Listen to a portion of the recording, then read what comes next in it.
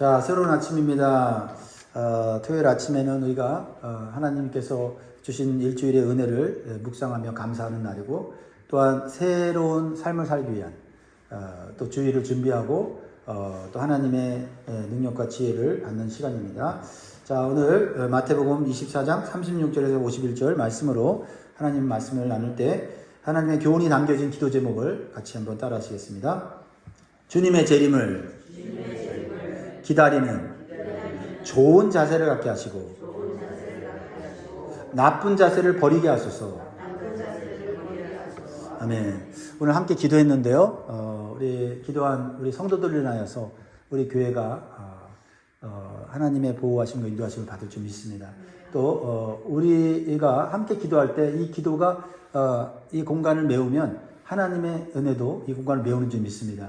그래서 기도하지 않은 사람들까지도 같은 은혜를 받는 줄 믿습니다.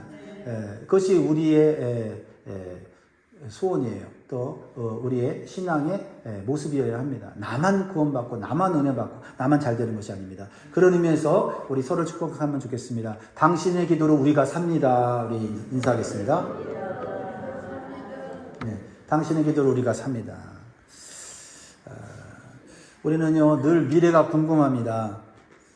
당장 무슨 일이 일어날지, 이 험한 세상이 앞으로 어떻게 변할지, 그리고 내 인생의 모습은 어떤 모습일지 참으로 궁금합니다. 그래서 이제 신앙생활 하면서 종말, 또 재림이라는 단어가 나오면 본능적으로 우리에게 떠오르는 질문이 있는데, 종말 재림? 그게 언제입니까? 라는 거예요. 언제입니까? 하지만 오늘 본문에서 예수님은 우리의 이러한 궁금증에 대한 질문에 답을 주시면서도 방향을 완전히 틀어놓고 계세요. 주님은 우리에게 그날이 언제인지 맞춰보라고 숙제를 내시면서 그것을 열심히 찾는 것이 신앙이라고 말하지 않고, 그날이 언제든지 상관없이 너는 주님을 맞을 준비를 하고 있느냐라고 물으신다라는 거죠. 이게 굉장히 중요한 거예요. 저도 어려서부터 이 종말의 재림에 대한 말씀을 많이 들었고, 심지어는 이 종말의 날짜를 얘기하는 그런 분들에게 한때 마음이 쏠려서 방황했던 적이 있어요. 직통계시를 받는다고 하는 그런 신령한 그런 사람들이 세상에 돌아가는 뉴스를 이렇게 해석하면서 이제 얼마 있으면 예수님이 재림할 거다. 그래서 하루에 한 끼만 먹고 금식하면서 주님의 재림을 준비한다고 하면서 우리의 일상생활을 무시한 채 생활했던 그런 적도 있어요. 그때 제 마음은 순수했습니다. 주님을 기다리는 그 마음, 주님이 오신다고 하는 그 믿음이 너무 확고했기 때문에. 그것은 맞는데 너무 날짜에 집착하고 시간표에 집착하다 보니 신앙이 성경적인 신앙으로, 하나님이 기뻐하는 신앙으로 되지 않더라는 것을 처절하게 깨달았습니다. 자, 재림신앙은 마지막 때에 대한 신비한 정보를 남보다 많이 아는 지식의 문제가 아니에요. 그것은 바로 오늘을 어떤 마음으로 살아내느냐는 철저한 삶의 문제라는 것을 기억하셔야 돼요. 주님의 다시 오심을 기다리는 데는 분명히 주님이 기뻐하시는 좋은 자세가 있고, 주님이 엄히 꾸짖으시는 나쁜 자세가 있습니다. 오늘 말씀을 통해서 과연 나는 어떤 자세로 주님을 기다리고 있는지 우리 자신을 정직하게 비춰보기를 바랍니다. 다시 강조합니다. 종말신앙은 날짜 계산이 아니라 삶의 준비다라는 거죠.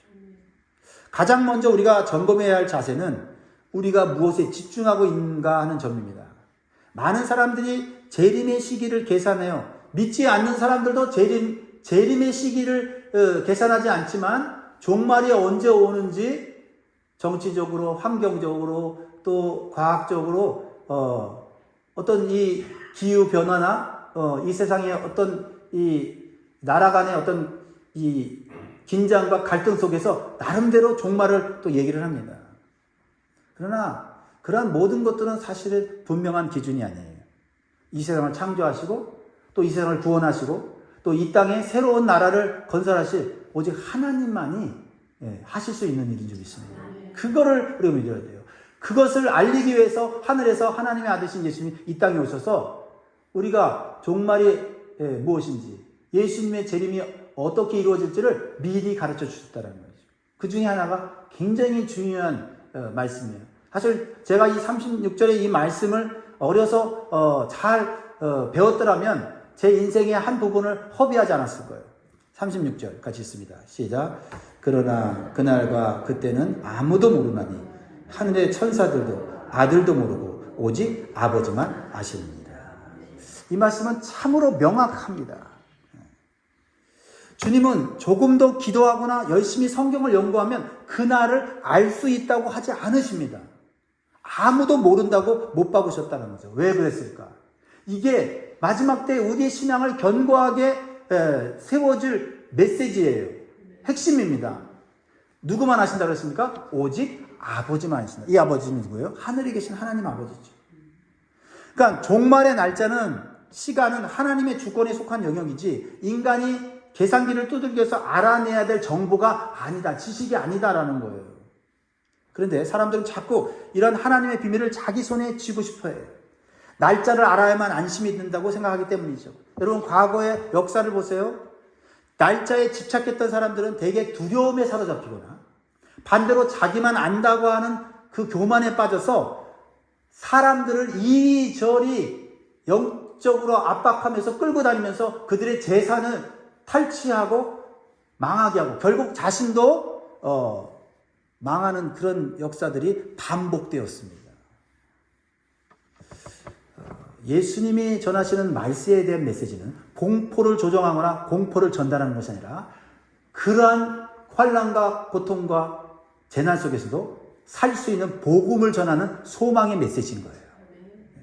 두려운 현상이 일어나는 것을 말씀하시면서도 그것을 해결할 수 있는 소망의 메시지, 복음을 전하는 게 성경적 종말론이에요. 분명히 기억하십시오. 공포를 조장하여서 영적으로 노예를 만들려고 하는 자들을 여러분 조심하셔야 돼요. 그러나 또 반대로 무감각하게 만들고 재림이 있느냐?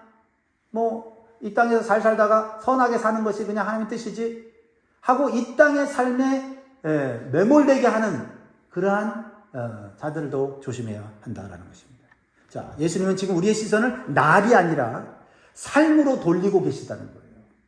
이것이 저에게 이 종말 신앙을 어떤 자세로 살아야 우리가 예수님의 재림을 바라보며 사는지를 저는 깊이 깨닫게 됐어요. 예수님의 재림에 대해서 너무 생각하다 보면 내 삶이 망가지는 경우가 있더라고요. 그런데 예수님의 재림에 대해서 실망하고 낙심하게 되면 재림을 전혀 생각하지 않는 삶으로 가더라고요. 어떻게 예수님의 재림이 분명하다고 수없이 성경이 약속하고 있는데 그 재림과 내 삶이 계속해서 연결하면서 평화로우면서도 긴장하면서도 경계하면서도 열정적으로 신앙생활을 할 수 있을까 많은 고민을 했는데 이 38절 이 말씀, 36절 이 말씀이 해답인 것을 깨닫는 거죠. 예수님은 종말의 시간표에 매어서 어떻게 그 날이 올 것인가를 계산하는 그것이 아니라 주님의 재림이 확실하다. 언제 올지 모르지만 너무나 확실한데 그 삶을 살기 위해서 나는 오늘 어떻게 살아야 하는가. 지금 현재 이 재림을 준비하는 삶은 어떤 삶이어야 되고 어떤 생각을 가져야 되고 어떤 태도를 가져야 되는지에 집중하니까 주님의 재림과 연결되는 삶을 살게 되더라는 겁니다. 자, 사랑하는 여러분, 오늘 우리의 기도부터 바꾸면 좋겠어요. 주님 언제 오십니까? 라고 묻는 대신에 주님 언제 오시더라도 기쁘게 맞이할 수 있는 오늘이 되도록 도와주십시오. 예를 들어서 학생이 시험 날짜를 정확하게 알고 있다고 해서 성적이 오르는 것이 아니라 중요한 건 시험이 언제 오든 또 시험 날짜가 바뀌어도 그 시험을 잘 볼 수 있는 준비를 해놓는 자세. 그게 바로 올바른 학생의 자세다. 올바른 성도는 주님이 언제 오시느냐를 따지면서 그것을 가지고 두려워하거나 또는 그것을 무시하는 것이 아니라 주님이 언제 오셔도 맞이할 수 있는 영적인 상태를 준비하는 것입니다. 그것이 깨어있는 성도의 모습이죠. 자, 두 번째로 주시는 메시지는 뭐냐면요. 평범한 일상이 영적 분별을 위한 자리다라는 것을 말씀하고 있어요. 평범한 일상이 우리가 예수님이 오실 때 내가 믿음이 있는지 없는지를 분별하는 테스트의 장이 될 것이라고 말씀하고 있어요. 자, 주님은 재림이 우리가 생각하는 아주 특별한 순간이 아니라 지극히 평범한 일상 속에서 임할 거라고 경고하고 있어요. 그래서 예수님은 노아의 때와 홍수 심판의 이 예를 들어서 깨닫게 해주세요. 자, 37절 39절 보세요. 자, 예수님이 말씀하십니다. 노아의 때와 같이 인자의 임함도 그러하리라. 홍수 전에 노아가 방주에 들어가는 날까지 사람들이 먹고 마시고 장가들고 시집가고 있으면서 홍수가 나서 그들을 다 멸하기까지 깨닫지 못하였으니 인자의 임함도 이와 같으리라. 홍수에 대한 경고가 분명히 있었습니다.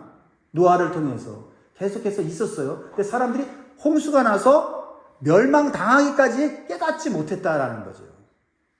자, 여기서 여러분들이 이 말씀을 자세히 봐야 돼요. 저는 이 말씀이 예전에는 잘 깨달아지지 않았어요. 먹고 마시고 장가도 시집 가는 게 뭐 잘못인가?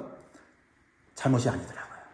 여기서 말하는 먹고 마시고 장가가고 시집가고 하는 이것은 죄가 아닙니다. 무엇이냐?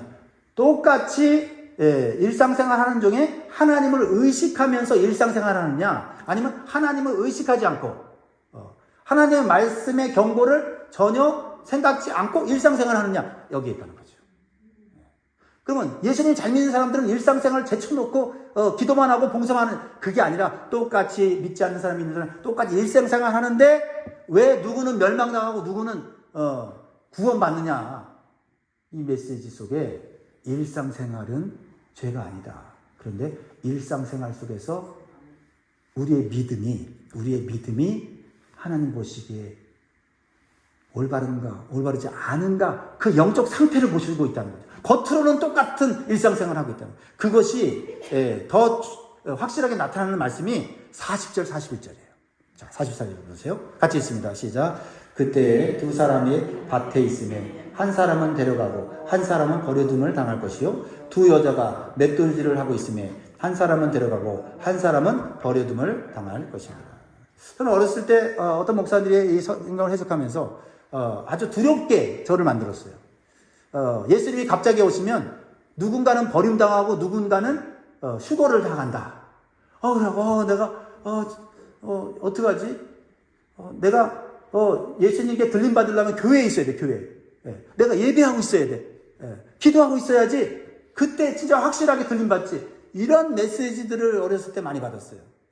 근데 그런 경각심이 저로 하여금 예수님을 더 붙잡게 한 건 사실이지만, 이 본문의 이 해석은 뭐냐면, 똑같이 밭에 있는데 똑같이 일을 하고 있는 모습이라는 거죠. 믿는 사람은 안 믿는 사람이나. 또 맷돌질을 하는 것도 믿는 사람이랑 똑같이 맷돌질을 한다라는 것입니다. 그러면 겉으로 하는 그 모습으로는 그 믿음이 분별이 되지 않는다라는 거죠.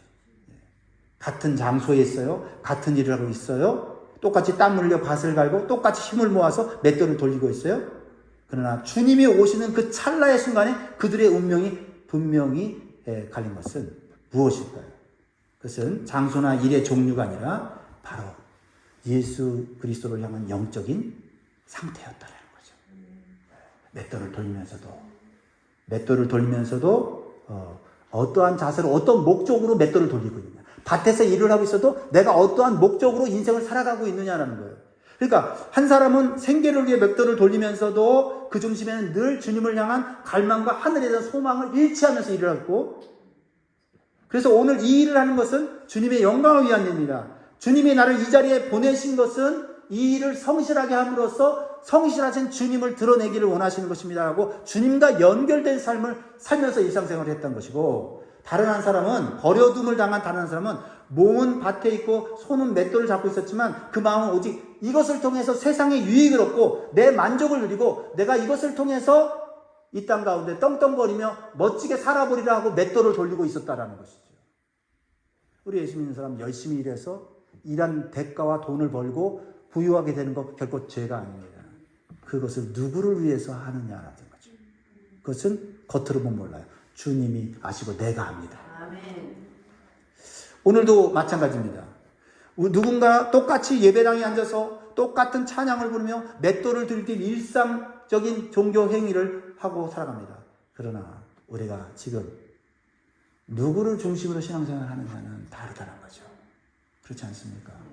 주님을 위해서 신앙생활하는 사람과 내가 문제 해결을 받기 위해서, 위로받기 위해서, 내가 잘 되기 위해서 예배당에 앉아있는 것, 주님 분명히 구별하신다는 겁니다. 좋은 자세는 평범한 하루를 하나님 앞에서, 그걸 다른 말로 코람데오라고 말해요. 들어보셨죠? 코람데오. 하나님 앞에서 일상을 살아내는 것입니다. 일상을 살아내는 거예요. 나쁜 자세는 평범함이라고 하는 핑계 속에 영적으로 방심하며 숨어 있는 것이죠. 일상생활은 내가 하는 거고, 일상생활은 내가 주도하는 것이다라는 생각을 버려야 돼요. 일상생활 속에서 주님과 연결되는, 주님의 영광과 연결되는 삶을 끊임없이 훈련하고 노력하고 애써야 한다. 그렇지 않으면 일상생활 따로 교회생활 따로 하게 될 수가 있다는 겁니다. 사랑하는 여러분, 주님은 우리의 외적인 조건이 아니라 우리의 중심을 보시는 줄 믿습니다. 교회 안에 함께 앉아있다고 해서, 혹시 같은 사역을 하고 있다고 해서 안심하지 마시기 바랍니다. 내가 지금 무엇을 위해서 일을 하고 있는가? 내 영혼이 진정으로 주님과 연결되어서 이 일을 하고 있는가? 우리는 다시 한번 생각해야 될 줄 믿습니다. 이제 주님은 재림의 때를 준비하기 위해서 무감각해지지 않도록 깨어있으라고 강조하고 반복하십니다. 깨어있으라는 말이 무슨 말인가? 깨어있으라는 말이에요. 잠을 자지 않으라는 것인가? 아니지요. 42절부터 보면 그러므로 깨어있으라. 그날에 너희 주가 임하는지 너희가 알지 못함이니라. 너희도 아는 바니 만일 집주인이 도둑이 어느 시각에 올 줄을 알았다면 깨어있어 그 집을 뚫지 못하게 하였으리라. 이러므로 너희도 준비하고 있으라. 생각하지 않은 때에 인자가 오리라. 일상생활을 하면서 준비하는 것, 깨어있는다는 것이 무엇일까요? 깨어있으면 소극적 긴장, 주님이 올지도 몰라 하는 일은 긴장이 아니라 주님이 주신 일에 적극적 충성이라고 주님이 말씀하세요. 깨어있으면 불안이 아니에요. 주님이 오시면 어떡하지? 이런 불안이 아니라 주님이 언제 오셔도 주님을 기쁘게 맞이할 수 있도록 성실하게 내게 주어진 일에 충성하는 거예요. 그래서 45절에 말씀하는 거예요. 왜 45절 말씀이 갑자기 나오는가를 몰랐어요. 그런데 이 재림을 준비해서 깨어있는 삶의 자세, 삶을 얘기하시더라고요. 시간편을 따지고 어떤 날짜를 따지는 게 아니라 삶이에요. 45절 같이 읽습니다. 시작. 충성되고 지혜 있는 종이 되어 주인에게 그 집 사람들을 맡아 때를 따라 양식을 나눠줄 자가 누구냐. 놀라운 말씀이에요. 주님은 하늘만 쳐다보고 있는 사람을 깨어있다고 말하지 않습니다. 주님이 맡겨진 사람들에게 때를 따라 양식을 나눠주는 사람을 깨어있는 종이라 말하고 있다는 거죠. 내가 종말이 되면 사람들은 긁어 모으고 내 중심으로 나만 피할 수 있는 피난처를 만들고, 특히 돈 많은 사람들은 엄청난 깊은 곳에 방공호를 만드는 그런 일들 하지 않습니까? 마지막 때 주님 재림하실 때 아무 소용은 없어요. 그거는 오히려 주님이 오셔서 내가 나를 바라볼 때 내가 나에게 주신 은사 물질, 나에게 주신 경험들, 지식들을 다른 사람들을 위해서 나눠주고 있느냐, 그 모습을 보고 주님이 우리를 부르신다는 거죠. 그렇습니다. 오늘 마지막으로 주님은 가장 경계해야 될 나쁜 자세를 말씀하시면서 말씀을 마치세요. 뭐냐면 주님이 오심이 늦어진다고. 오신다 긴장했다가 또 안 오시고 또 안 하시다 보니까 긴장이 풀려요. 그러면서 주님이 안 오시니, 주인이 없으니 이제 주인이 오기 전까지 내 마음대로 한번 이 돈과 이 삶을 누려보리라. 이렇게 나태한 타락한 삶을 사는 사람들을 경고하세요. 자, 마지막으로 읽고 마무리합니다. 48절부터 만일 그 악한 종이 마음에 생각하기를 주인이 더디 오리라 하여 동료들을 때리고 술 친구들과 더불어 먹고 마시게 되면 생각하지 않은 날 알지 못하는 시각에 그의 종의 주인이로 어미 때리고 외식하는 자가 받는 벌에 처하리니 거기서 슬피우며 이를 달리라. 여러분, 이 악한 종의 비극은 처음부터 악한 행동으로 나타나지 않아요. 불신앙은 나타나지 않습니다. 그의 생각에서부터 시작되죠. 생각. 마음의 생각하기를 뭐예요? 주인이 더디어 오리라. 이 한마디 생각이 그의 긴장감을 무너뜨린 거죠. 직장 생활에 마찬가지죠. 보스가 보나 안 보나, 사장이 보나 안 보나, 내게 주어진 일을 그냥 하면 굳이 뭐 신경 쓸 필요 없어요. 근데 보스나 사장이 안 볼 때는 좀 꾀를 부리고 또 왔을 때는 열심히 하고 이런 식으로 하면서 인기를 얻고 인사 고가에 반영이 돼서 진급을 할 수 있을지 모르지만 그런 태도는 마지막까지 승리할 수 없어요. 마찬가지로 신앙생활도 마찬가지다 이 말이에요. 주님이 언제 오실지 지금 세상 보니까 아직 10년 뒤에 내가 오실 것 같아요. 10년 동안 내가 조금 신앙생활 느슨하게 해야지. 이러한 자세로는 결코 주님의 오심의 그 시간을 분별할 수도 없고 주님이 오셨을 때 깜짝 놀래고 후회하는 날이 온다 이 말이죠. 너무나도 중요한 말씀이죠. 그러니까 주님이 언제 오시느냐가 중요한 게 아니라 언제 오셔도 내 있는 모습 그대로 보여드리며 주님 내 현재 내 상황에서 나는 충성하고 있습니다. 내가 할 수 있는 주님이 주신 것으로 섬기고 있습니다. 이 자세로 살 수 있기를 주의 이름으로 축원드립니다. 기도하겠습니다.